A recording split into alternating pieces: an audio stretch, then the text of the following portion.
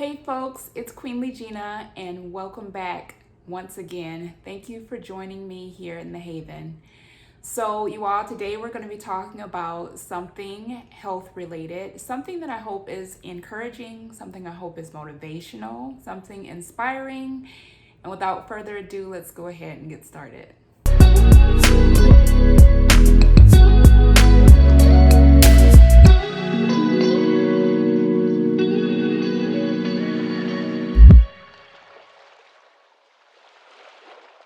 So folks, today what I want to talk to you all about is why I am so passionate about quality of life. So let me tell you, they say hindsight is 2020, and boy, am I starting to think they may be right with that one.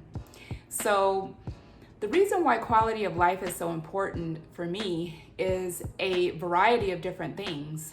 And it has been things that have occurred to me over a period of time. And that is why I'm passionate. So the number one reason and the first thing that comes to mind that I can think of what started this, what planted the seed in me about quality of life is the passing away of my parent. If I go 2 years into the future, I will be the same age as my dad, who passed away at 40 years old. That's right, folks, your girl's, she's getting on up there. That right there was a whole turning point in my life. That was a paradigm shift. That was a change in perspective for me at the young age of 14. From then on, little did I know how I saw life was different than a lot of other people. Because that was a shocker to me, right? In a perfect world, parents don't pass away at that age. So that has strengthened me in some ways and had me to step outside of the box at a very young age. At a very young age, I was not following the rubric. Number one reason why I'm passionate about quality of life is the passing away of my dad. Number two reason why I feel like I am so passionate about quality of life now is because I work with the elderly population. I am a nurse that works with the geriatric patients. I didn't know that I was going to be doing that. When I got into nursing, I was looking at people on like a spectrum. So you learn a lot from the elderly population. It teaches you a lot for what you want to do with your life.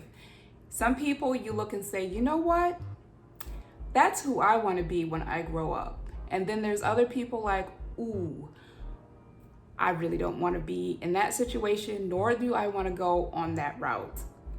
So yes, the elderly population really has taught me a lot about quality of life, because the thing that I have learned is that the elderly population, if you're not a part of it, if you don't spend a lot of time with elderly people or the mature adult, you're kind of missing out a little bit, I'll be honest with you, because you come to the realization that these people are people. They are you and me. But tomorrow isn't always promised. I'm not saying like go bungee jumping or do like these crazy things. I'm just saying like, if there are places you want to go, if there are things that you want to do, if there's hobbies that you want to take up, things of that nature, make a point to do that for yourself, because time passes quickly. As you get older, time seems to really speed up. When you're younger, in your 20s, even in your 30s, you still feel like you've got a lot of time left.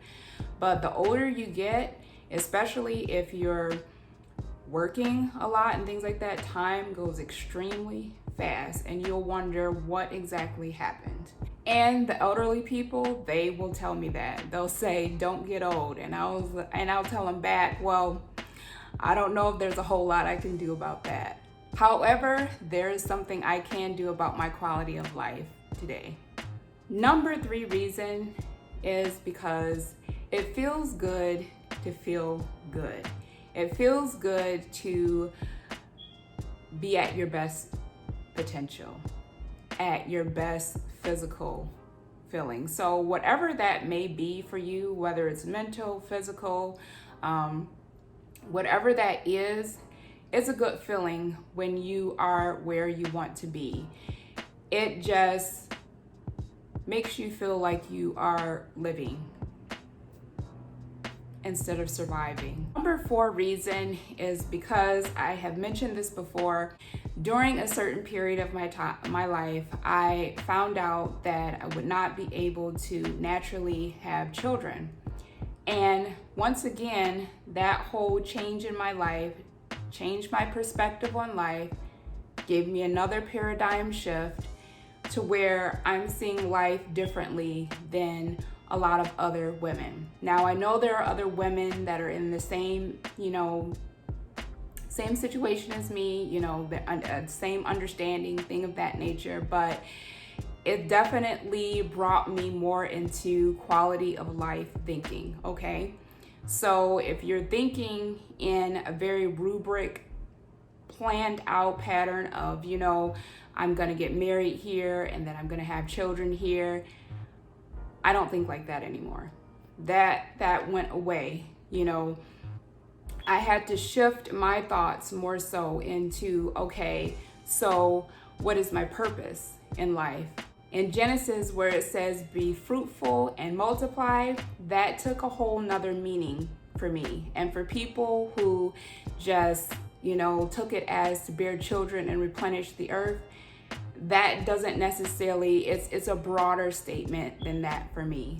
That is another reason why I don't just get married, have children, my life centers around the children, and then I become a grandmother and then I die. No, that's not.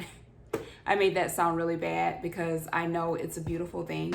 Trust me, I know, but I'm just here to say I'm in a different area of thinking.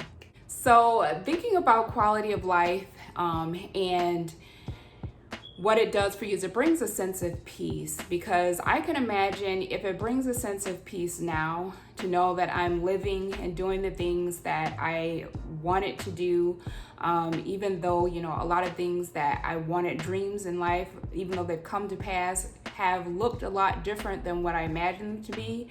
And so far, it's been a pleasant surprise. It's been very interesting. There are a lot of things that I still have yet that I want to do, but it brings a sense of peace that I have done the things that I wanted to do now in life and not waiting necessarily to do them. And I believe, by God's grace, I hope, that when my days are numbered and I'm at the end of my days, that I will be at peace and I will be able to go ahead and rest. I have the privilege of experiencing people pass away. And I say privilege because, it's a sad thing when people pass away, especially when they're younger. I think it's really sad. But when the elderly pass away and they've lived a long life, it's a different sort of situation. You're sad that they're not there. But then at the other end, if you know that they've lived a long and they lived a fulfilling life, and they've done a lot of things that they wanted to do and they've had a good life, to see them go on and to see them be joyful unto death, that's a beautiful thing to see. So folks, those are some of the reasons why I am so passionate about quality of life. And the quality of life that I'm talking about is definitely a spectrum, as I've been trying to kind of get across. I try to live my life like that, the best that I can, with balance, with how I take care of my body, with how I take care of my spiritual health, how I pay attention to my appearance and, what I put on my body, things of that nature.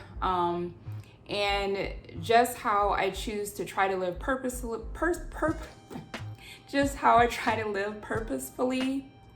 and try to create and give to the world. To me, that is quality of life, because folks, we never know what tomorrow will bring. As this whole season has shown us with the pandemic, there are people, the couple years ago we never thought would not be still here with us, and they're gone. So without further ado, you all, I hope that this brought something positive to your day. I hope that it's caused you to reflect, and I hope you all have a great rest of the day. If you're getting ready to go to bed tonight, please have a good night's rest, and I will talk to you all on another video. Bye.